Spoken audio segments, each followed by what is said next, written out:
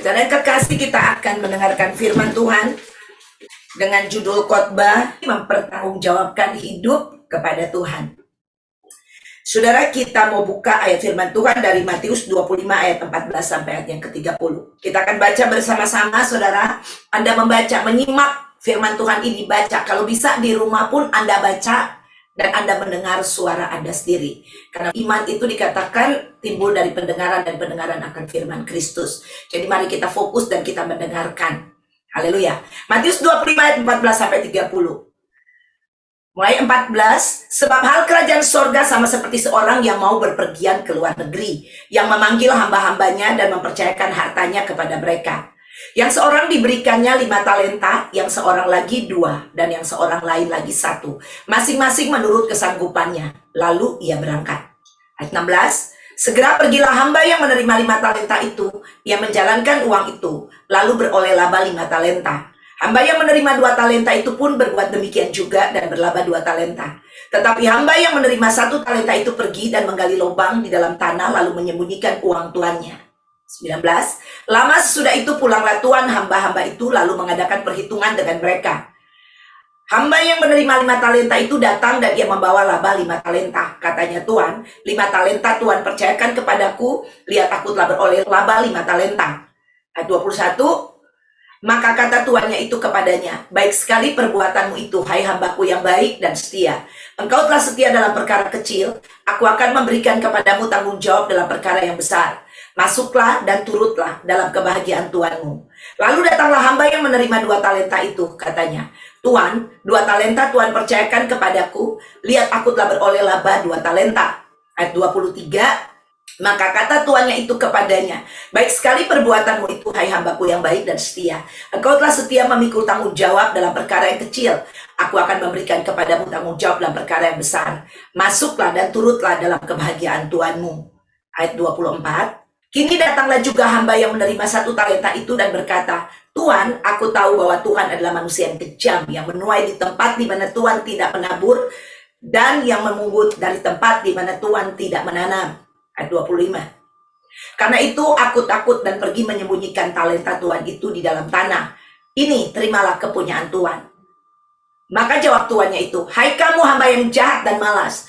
Jadi kamu sudah tahu bahwa aku menuai di tempat di mana aku tidak menabur dan memungut dari tempat di mana aku tidak menanam. 27. Karena itu, sudahlah seharusnya uangku itu kau berikan kepada orang yang menjalankan uang, supaya sekembaliku aku menerimanya serta dengan bunganya. Ayat 28. Itu ambillah talenta itu daripadanya dan berikanlah kepada orang yang mempunyai 10 talenta itu. Ayat 29. Karena setiap orang yang mempunyai kepadanya akan diberi sehingga ia berkelimpahan. Tetapi siapa yang tidak mempunyai, apapun juga yang ada padanya akan diambil daripadanya. Ayat 30. Dan campakkanlah hamba yang tidak berguna itu ke dalam kegelapan yang paling gelap. Di sanalah akan terdapat ratap dan kertak gigi. Saudara yang kekasih, kita akan belajar firman Tuhan pada hari ini, di mana tadi kita sudah baca firman Tuhan dari Matius 25 ini, dari ayat 14 sampai ayat yang ke-30, mengenai pemberian talenta yang seorang tuan akan berpergian, dan dia memberikan kepada hamba-hambanya, ada 3 orang hamba yang dia berikan mempercayakan talenta-talenta tersebut, saudara yang kekasih. Dan ini dikatakan di ayat 14 bahwa ini berbicara perumpamaan tentang kerajaan surga. Saudara yang kekasih, kita akan melihat arti talentanya itu dulu sendiri ya. Apa sih arti talenta?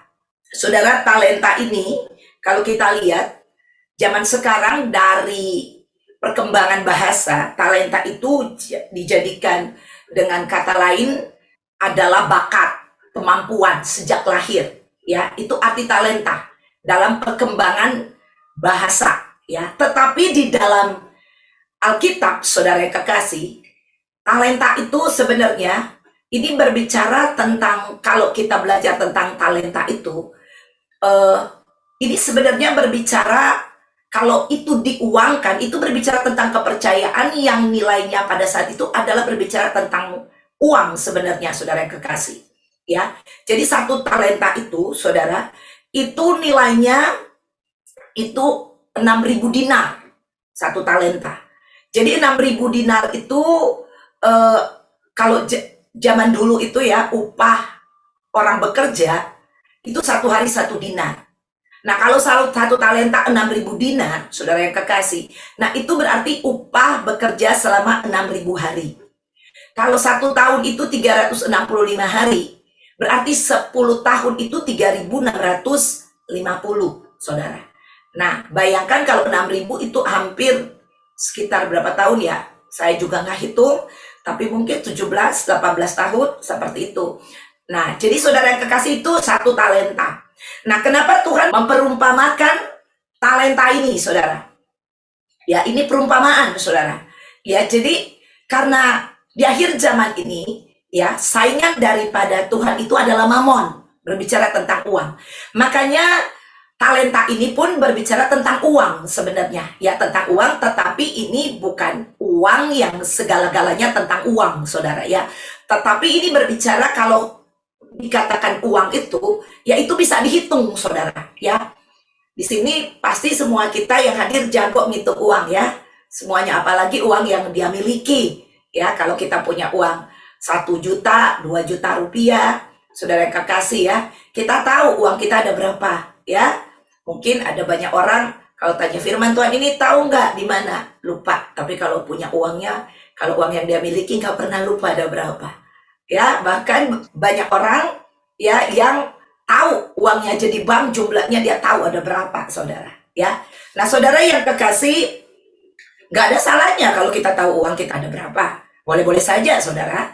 Tetapi uang itu bisa dihitung. Jadi tujuan daripada ayat-ayat ini atau firman Tuhan ini memakai kata talenta di sini adalah berbicara bahwa itu semua bisa dihitung, saudara, ya. Jadi 1 dinar itu adalah upah 1 hari. Jadi 6.000 dinar adalah upah 6.000 hari.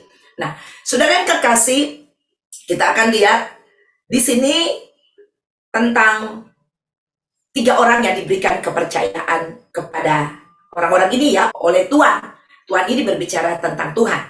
Nah, kalau kita lihat juga, saudara, orang-orang ini 3 hamba ini diberikan kepercayaan. Ya, kalau talenta itu yang artinya zaman sekarang adalah bakat, kemampuan diri seseorang ya dari dia lahir. Saudara, ini tidak berbicara tentang 3 orang hamba, ya.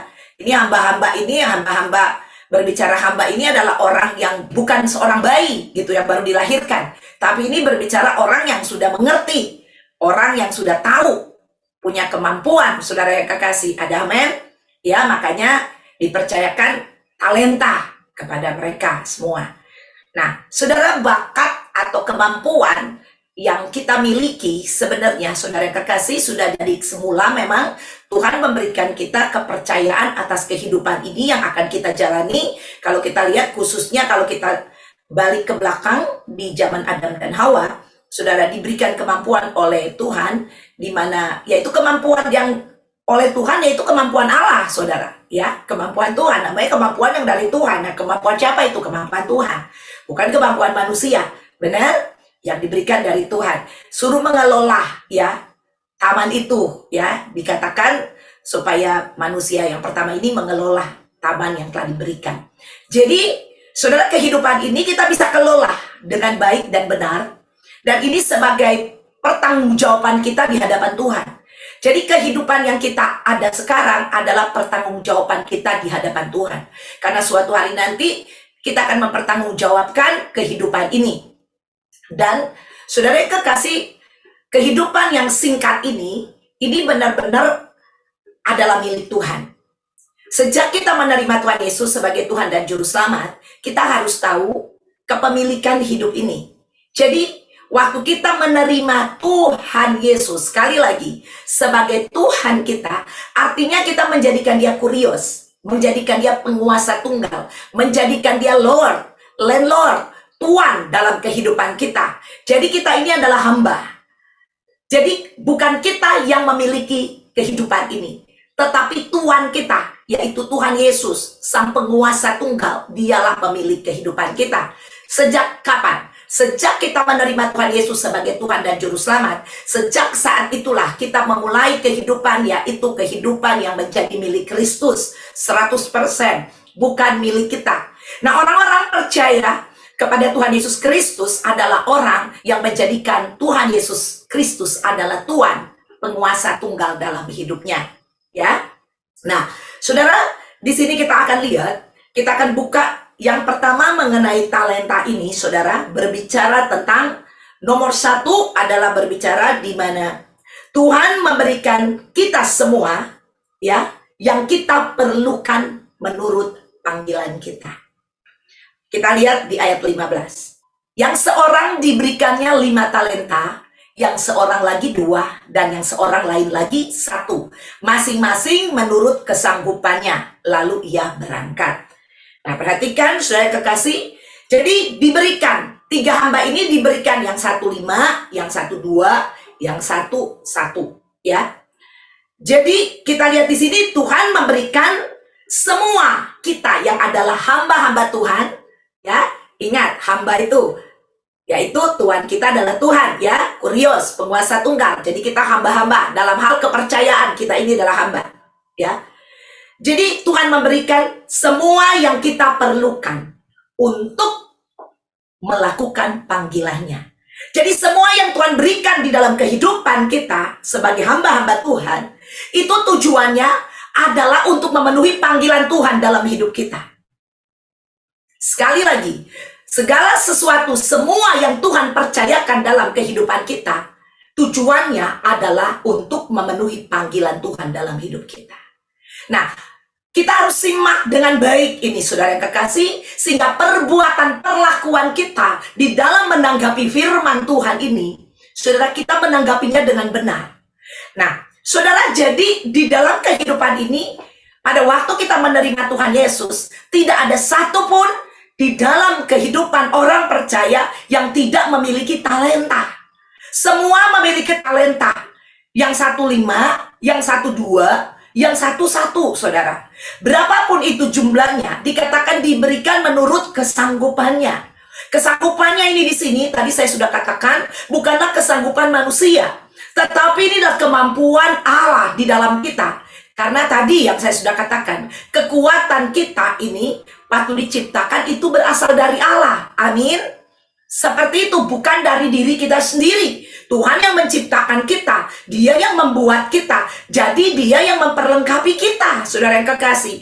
Nah, manusia jatuh di dalam dosa dan kita kembali ditebus, menjadikan Dia Tuhan dan juru selamat kita, saudara, secara pribadi. Ya, dan pada saat itu saudara kekasih, kembali kita menjadikan Dia Tuhan, sumber dari kekuatan kita, sumber dari kemampuan kita. Ada amin. Ya. Nah, ini kita harus sadar. Kita harus mengerti sebenar-benarnya. Ya. Jadi di dalam hal ini kita semua diberikan. Jadi tidak ada satupun yang bilang saya itu tidak punya talenta. Karena pada waktu Anda menerima Tuhan Yesus, Anda telah dipanggil dan Anda telah menjawab panggilan Tuhan. Ya, semua kita telah menjawab panggilan Tuhan. Nah, sekarang pada waktu kita menjawab panggilan Tuhan, saudara, panggilan untuk apa? Tentunya kita dipanggil untuk pergi kepada tujuan Allah. Amin. Ya, di dalam kita berjalan untuk pergi kepada tujuan yang Allah tetapkan di dalam kehidupan ini, saudara, kita haruslah menjadi orang-orang yang melakukan kehendak Allah setiap saat, setiap waktu dalam hidup kita. Inilah kehidupan orang percaya yang telah dipanggil, saudara. Dan Tuhan telah memberikan kita kemampuan Allah di dalam diri kita, sehingga kita bisa mencapai tujuan Allah selama kita hidup di dunia ini. Jadi, di akhir kehidupan kita nanti, kita telah mencapai tujuan Allah. Makanya Paulus berkata, aku telah mencapai garis akhir. Amin.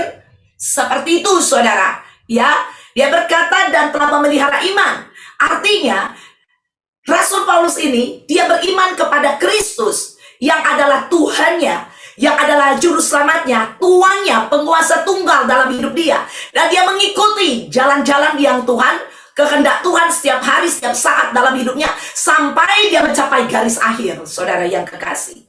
Dan kita lihat, dalam perjalanan Rasul Paulus, saudara, bagi manusia itu tidak mudah, saudara, bagi manusia. Tapi bagi Allah segala sesuatu itu mungkin. Kita lihat dia di penjara, saudara. Bahkan dia terapung-apung di atas kapal, ya, di atas air, saudara yang kekasih. Itu nggak enak, di bawah gelombang yang sangat besar. Saudara, saya pernah naik kapal, saudara. Dan di kapal itu padahal jalannya tidak cepat ya saudara, karena kapal itu adalah kapal pesiar saudara, jadi tidak cepat jalannya, pelan saudara yang kekasih. Tetapi kalau ada ombak ajak yang sedikit saudara, saya kerasa saudara, saya kerasa, mungkin orang-orang yang lain tidak kerasa, saya kerasa saudara yang kekasih ya. Nah itu kapalnya kapal yang sebesar gitu saudara.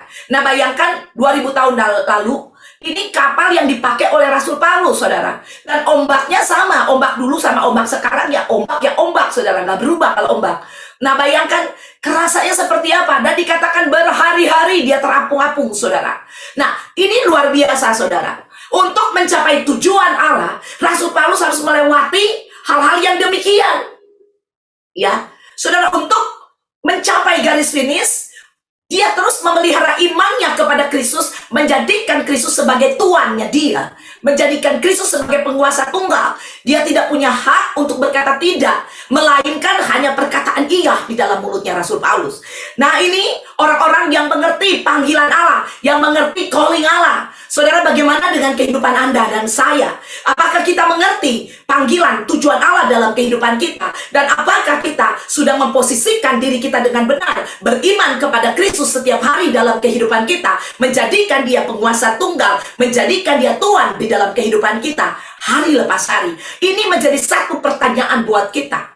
Saudara yang kekasih, kalau kita berbicara tentang, oh Tuhan berkati, tentang berkat, Tuhan berkati saya. Berkat yang dimaksud kita adalah berkat-berkat yang kita perlukan, saudara. Yaitu berkat keuangan, berkat kesehatan, berkat kemampuan, ya perlindungan, penyertaan. Nah kita minta semua itu. Yang berorientasi kemana? Apakah itu berorientasi kepada Tuhan untuk memuliakan Tuhan? Apa itu berorientasi hanya untuk dirimu sendiri? Nah itu pertanyaan. Saudara bisa jawab masing-masing. Dalam kehidupan kita apa yang sudah kita lakukan? Nah, yang kedua, saudara, kita akan buka di ayatnya ke-16 sampai yang ke-18. Yaitu, nomor 2 adalah, keberhasilan hidup di dalam Tuhan adalah sesuatu yang harus dikerjakan. Sekali lagi, keberhasilan di dalam Tuhan adalah sesuatu yang harus dikerjakan.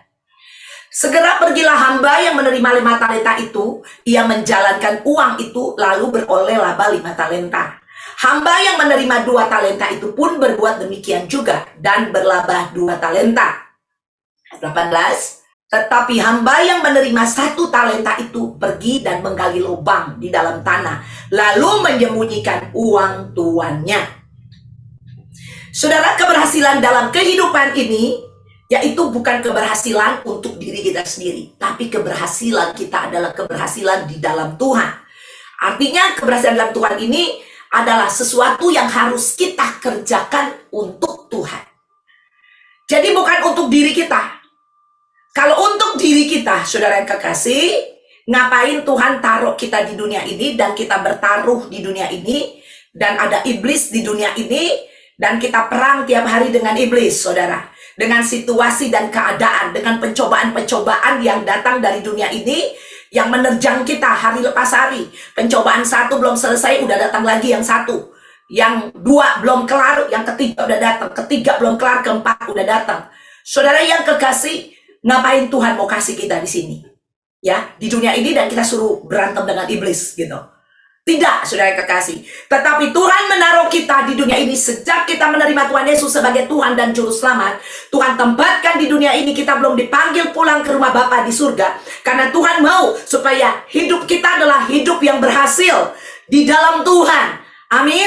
Dan ini adalah sesuatu yang harus kita kerjakan. Keberhasilan di dalam Tuhan. Jadi bukan keberhasilan berdasarkan kemampuan diri kita sendiri, tapi berdasarkan kemampuan Allah. Dan keberhasilan di sini berbicara keberhasilan bukan untuk memuliakan diri kita, bukan untuk diri kita, tetapi untuk Tuhan.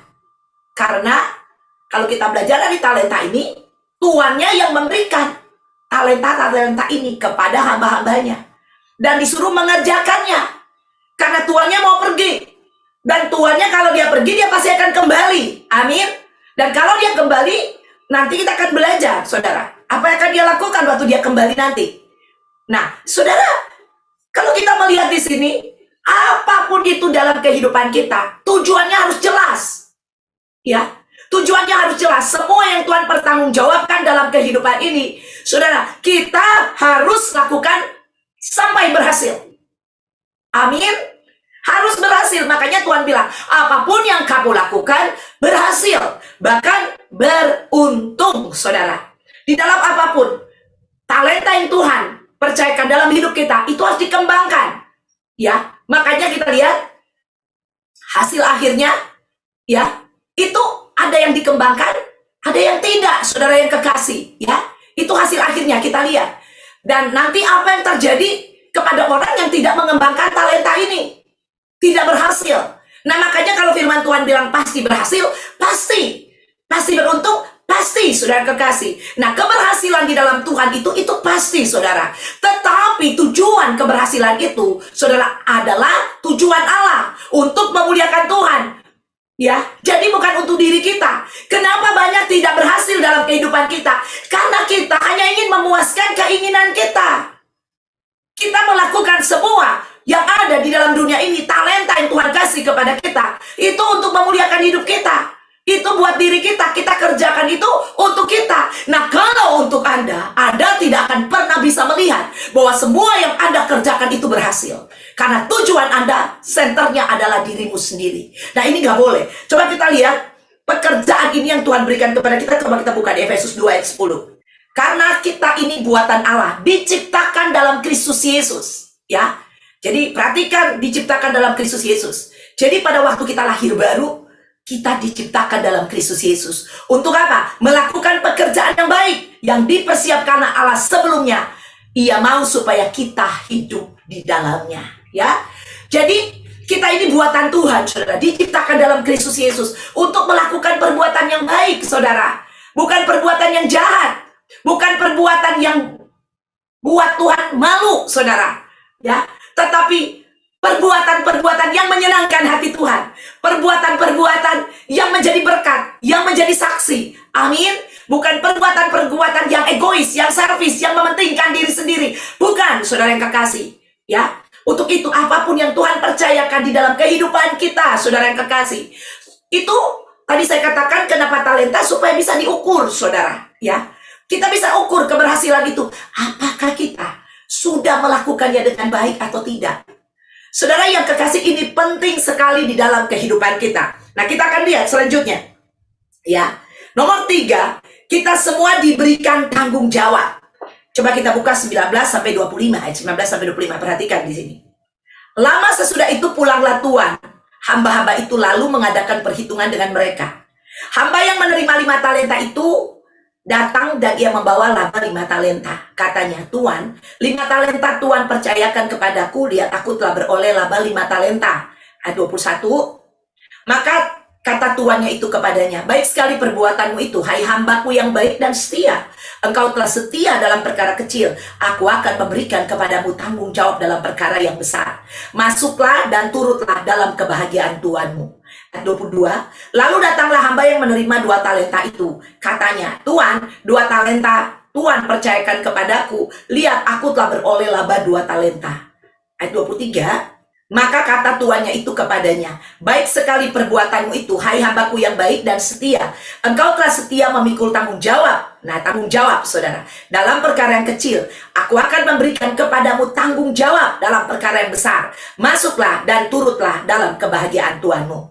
Ayat 24. Kini datanglah juga hamba yang menerima 1 talenta itu dan berkata, Tuan, aku tahu bahwa Tuan adalah manusia yang kejam, yang menuai di tempat di mana Tuan tidak menabur, dan yang memungut dari tempat di mana Tuan tidak menanam. Karena itu aku takut dan pergi menyembunyikan talenta Tuan itu di dalam tanah. Ini terimalah kepunyaan Tuan. Perhatikan, ayat 25, coba perhatikan di sini.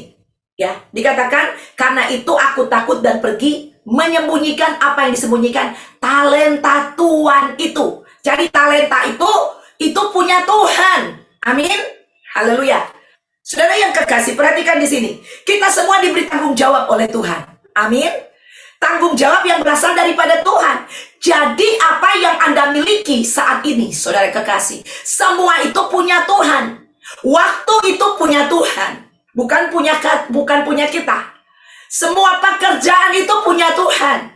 Pekerjaan, baik pekerjaan sekuler atau pelayanan sebagai seorang hamba Tuhan, semua itu punya Tuhan, saudara kekasih. Ya, uang itu punya Tuhan. Ya, keluargamu itu punya Tuhan. Semua yang Anda miliki di dalam hidup ini adalah kepunyaan Tuhan. Dirimu sendiri adalah punya Tuhan. Ada amin. Saudara, kehidupan ini adalah milik Tuhan. Pada waktu kita menerima Tuhan Yesus, saudara, kita ini telah dibeli oleh Tuhan. Kita ini hamba yang telah dibeli. Ya, kita tadinya hamba dosa. Kita telah dibeli, telah ditebus oleh darah Yesus. Telah dibayar dengan harga yang tuntas di atas kayu salib. Ada amin. Dan kita ini bukan milik diri kita sendiri, firman Tuhan katakan, tapi kita ini adalah milik Kristus. Ada amin. Nah, jadi kehidupan kita ini adalah kehidupan Kristus. Talenta yang Tuhan percayakan dalam kehidupan kita, semua yang Tuhan percayakan dalam kehidupan kita, saudara, itu milik Tuhan. Kalau milik Tuhan, dipakai oleh Tuhan untuk pekerjaan Tuhan dan untuk memuliakan Tuhan. Haleluya. Makanya firman Allah berkata di kitab Roma, segala sesuatu itu berasal dari Tuhan. Amin. Oleh Tuhan. Ya, karena Tuhan, saudara, dan bagi Dialah kemuliaan sampai selama-lamanya. Jadi bukan buat kita, buat Tuhan. Kita ini adalah orang-orang, ya, kepercayaan yang Tuhan percayakan. Sama seperti hamba-hamba ini, dikasih kepercayaan. Jadi bukan milik kita. Nah, kalau bukan milik kita, apa yang Tuhannya katakan, Anda harus lakukan. Ini bukan uangmu. Hidup ini bukan kepunyaanmu. Amin. Ini kepunyaan Allah. Kalau Allah memerintahkan Anda bangun pagi jam 3 untuk berdoa, Anda harus bangun. Anda tidak punya alasan untuk bilang tidak. Kalau Tuhan berkata kepadamu, engkau harus pergi memberitakan Injil, engkau harus pergi memberitakan Injil. Engkau tidak bisa bilang, nggak mau Tuhan, aku males, nggak enak dong. Nanti kalau saya ngomong, kalau orang nggak mau terima gimana? Anda tidak punya alasan. Anda harus pergi. Amanat agung Tuhan Yesus adalah pergi jadikan segala bangsa muridku. Kita harus melaksanakannya dengan baik. Ya, demikian saudara kekasih. Keluarga kita milik Tuhan. Jadi Anda tidak ada alasan untuk, saudara, ini karena keluarga saya Tuhan, saya nggak bisa memenuhi panggilan Tuhan. Nggak bisa. Even anak-anakmu, even orang tuamu, even kakak beradik, istrimu, suamimu, itu milik Tuhan. Ada amin. Dirimu sendiri adalah milik Tuhan. Jadi kita harus instruksi yang Tuhan berikan kepada kita, harus kita jalankan dengan baik, saudara yang kekasih. Amin. Begitu juga masalah keuangan, saudara. Banyak orang merasa harta yang dia miliki itu adalah punya dia. Jadi waktu Tuhan bilang beri, kita nggak mau beri. Karena kita pikir kita yang punya, pekerjaan itu kita yang kerja. Padahal semua itu dari Tuhan. Kemampuan Allah yang ada di dalam kita. Kalau Tuhan gak kasih Anda kesehatan, Tuhan gak kasih Anda hikmat, Anda pikir Anda bisa bekerja? Gak bisa. Jadi uang pun itu milik Tuhan. Jadi kalau Tuhan bilang persembahkan, Anda harus mempersembahkan. Tuhan bilang kasih, Anda kasih. Saudara, ada mungkin orang berkata, aduh saya cuma punya uang begini, ngasih perpuluhan berapa, persembahan berapa, suruh kasih orang miskin lagi, terus gua hidupnya bagaimana? Hidupmu ada di tangan Tuhan. Ada amin. Tugas kita adalah memenuhi apa yang Tuhan katakan, bukan kita berhitung dengan Tuhan. Kalau kita berhitung, Tuhan ini uangnya gak cukup nih buat saya. Loh, ini kan bukan punyamu, ini punya aku. Ada amin. Haleluya. Saudara yang kekasih, kita tidak bisa berhitung kepada Tuhan dan berhitung untuk diri kita. Karena ini bukan milikmu, ini milik Tuhan. Nah, makanya di sini, kalau kita lihat di ayat tadi kita baca, yang 5 itu dia mengerjakan dengan baik. Dia kerjakan jadi 10. Tanggung jawab yang diberikan kepada dia, ya, itu dia kerjakan dengan baik. Ini tanggung jawab loh. Ini bukan punya kita, punya Tuhan. Tadi dikatakan, talenta milik Tuhan, betul? Ya. Jadi itu diberikan kepada Tuhan. 5 jadi 10, 2 jadi 4. Ya, Tuhan bilang, baik sekali perbuatanmu, hai hambaku yang baik dan setia.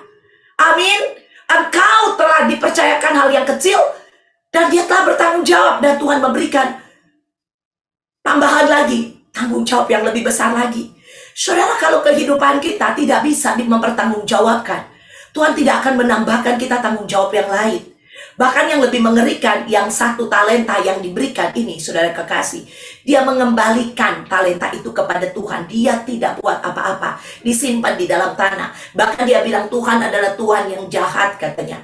Tuhan ini mau menuai di mana tempat Tuhan yang tidak pernah menabur. Saudara, ini orang gak mengerti. Banyak kita seperti 1 talenta ini, saudara. Kita gak mengerti. Yang kita pikirkan hanya yang negatif tentang Tuhan. Padahal modal talenta itu Tuhan yang kasih sama dia. Kalau Tuhan suruh dia kembangkan, saudara, ya, saudara, berarti Tuhan mempercayakan dia. Dan di samping mempercayakan, saudara, dia juga dapat menikmati kepercayaan yang Tuhan berikan. Betul? Kalau misalnya begini, contoh ya, kalau seorang bapak, dia kasih perusahaan ke anaknya, bapak ini seorang kaya. Ini nak, bapak kasih kamu 1 perusahaan. Kamu kelola dengan baik ya, tapi ini punya bapak, kamu kelola. Nanti kamu akan bapak kasih keuntungan, sebagian 10% profitnya setiap tahun bapak kasih ke kamu, di luar gaji gitu loh. Saudara, anak ini juga akan menikmati, betul? Jadi semua yang Tuhan percayakan kepada kita tambah besar, itu kita akan menikmati. Bukan hanya kita dipercayakan dan kita tidak menikmati, saudara. Orang-orang yang mengerti panggilan Tuhan dan tujuan Allah dalam kehidupannya, dia akan menikmati setiap perjalanan yang Tuhan bawa di dalam kehidupannya dia. Dia tidak akan melihat itu sebagai beban. Tidak seperti orang yang dipercayakan 1 talenta ini. Dia merasa itu adalah beban. Dia merasa ini adalah Tuhan yang jahat.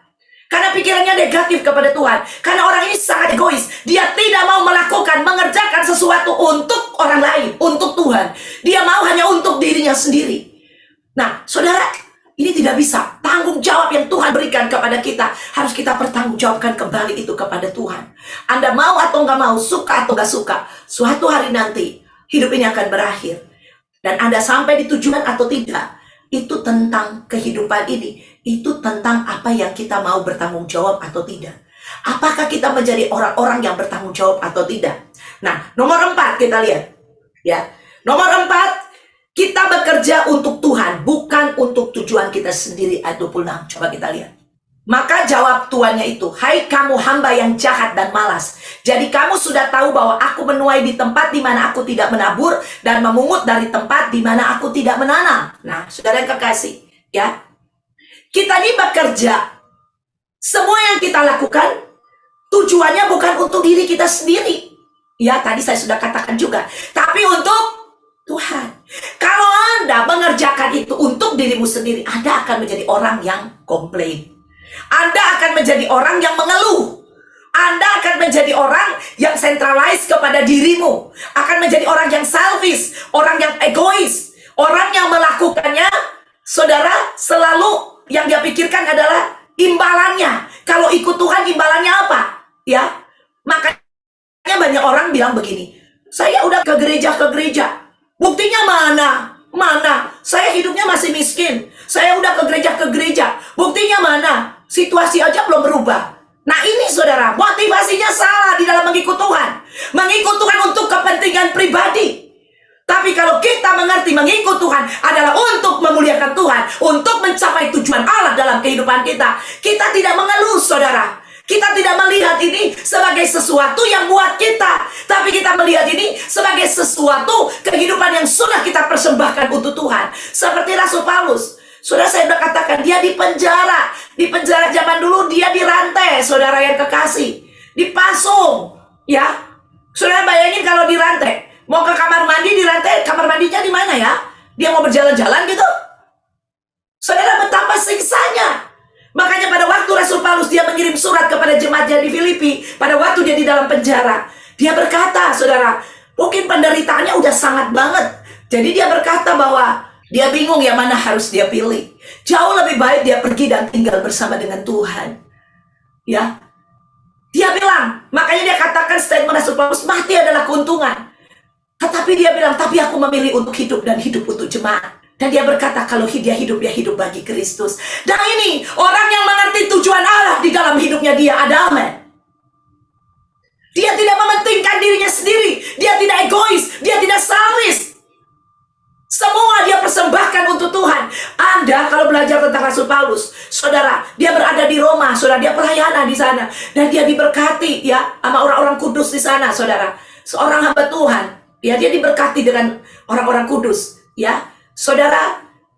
Saya mengucap syukur, ya, saya dipanggil menjadi hamba Tuhan, dan Tuhan pakai orang-orang di sekitar saya, orang-orang kudus, saudara, sebagai perpanjangan tangan Tuhan. Amin. Haleluya, saya mengucap syukur untuk itu. Demikian Paulus. Tetapi Paulus tuh gak egois, ya. Dia dapat yang dari orang-orang kudus, saudara, dia bawa itu ke Yerusalem. Karena di Yerusalem itu ada banyak orang yang kekurangan. Hidup kita ini bukan egois. Kita harus memperhatikan sekitar kita. Ada amin. Saudara yang kekasih di dalam Tuhan, Tuhan memanggil kita, saudara, untuk melakukan perbuatan-perbuatan yang baik yang dikatakan tadi. Untuk apa? Untuk Tuhan, bukan untuk diri kita. Jadi kita lihat kisah ini, kisah Rasul Paulus ini tuh luar biasa banget. Jadi kita bekerja untuk Tuhan, bukan tujuannya untuk diri kita sendiri. Sekali lagi, kalau untuk diri sendiri engkau batalkan, karena engkau tidak akan melakukan apa-apa kalau bukan untuk dirimu sendiri.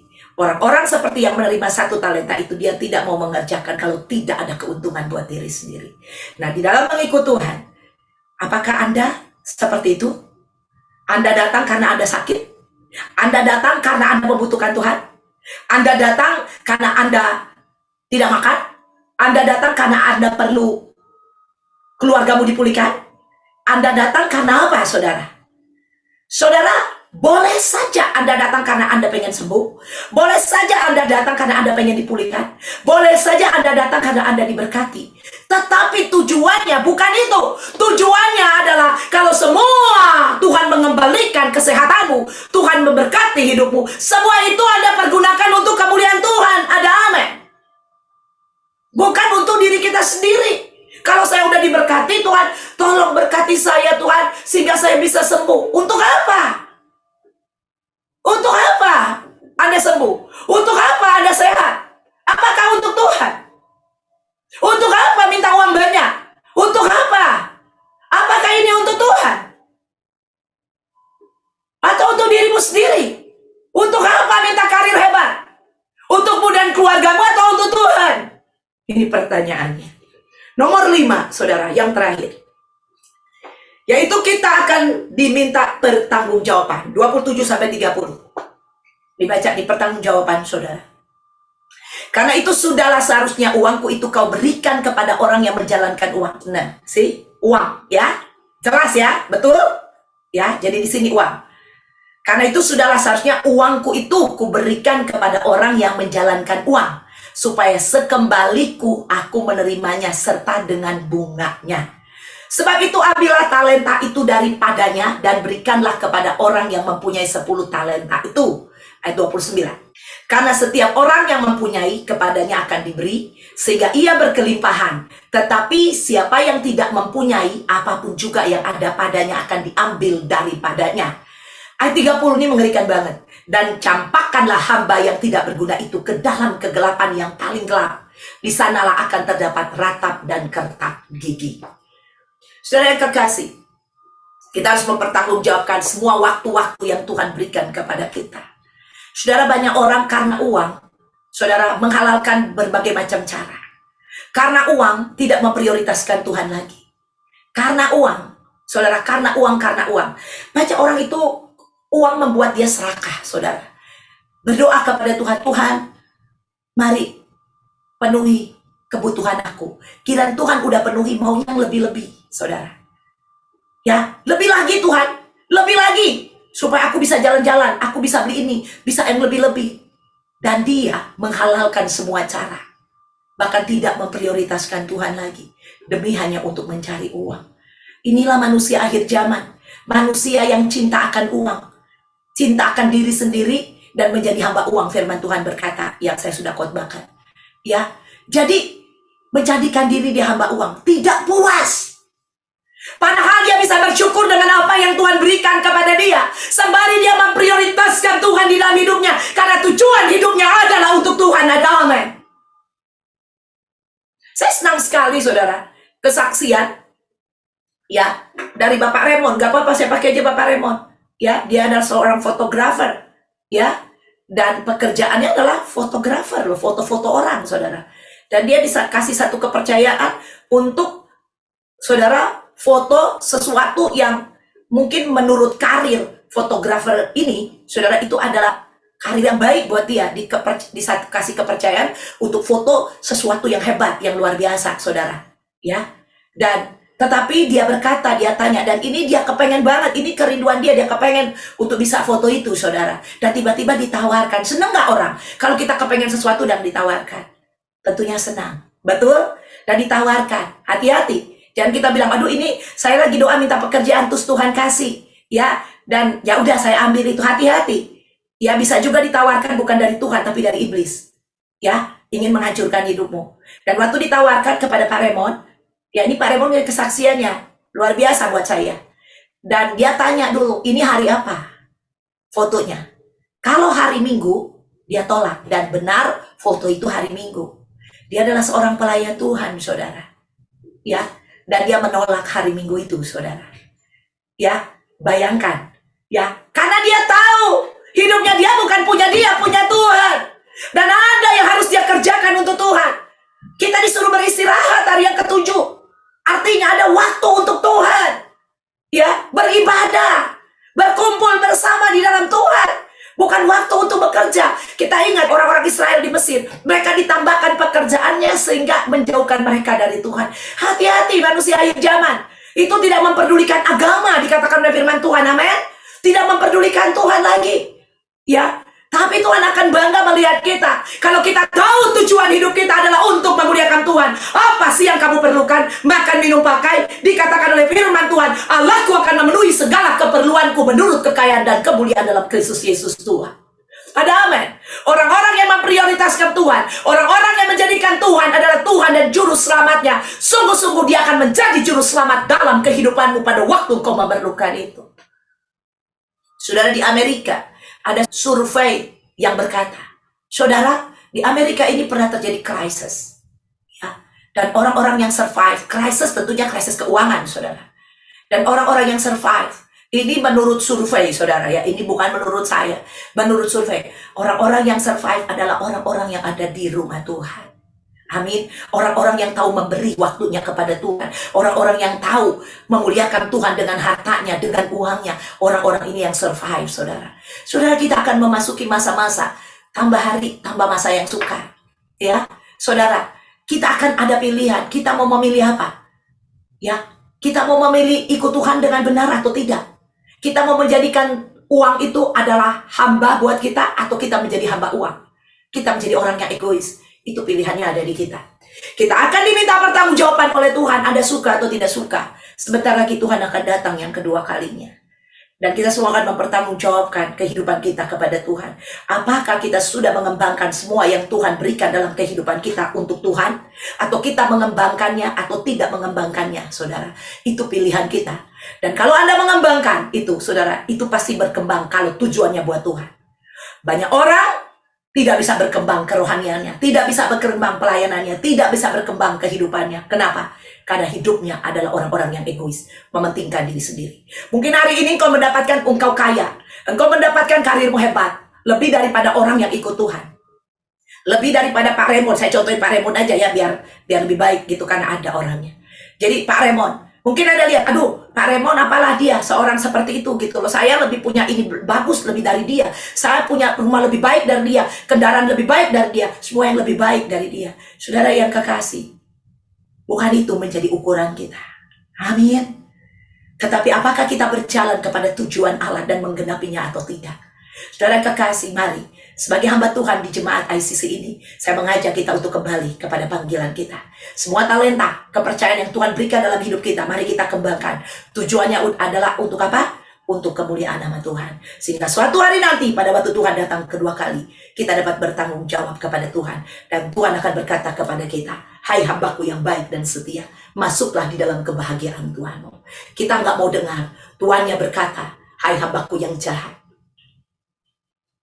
disuruh masuk ke dalam kegelapan, di sana terdapat kertakan gigi. Kita nggak mau. seperti itu. Tapi kita mau jadi hamba-hamba Tuhan yang setia. Dan bukan hanya hari ini kita setia. Bukan hanya kita nangis hari ini dan berdoa, ampuni aku dan aku setia. Tetapi kita mau setia benar-benar mengaplikasikan kesetiaan kita kepada Tuhan hari lepas hari. Sampai di akhir kehidupan kita. Jangan seperti Yudas, saudara. Menyesal tapi tidak bertobat.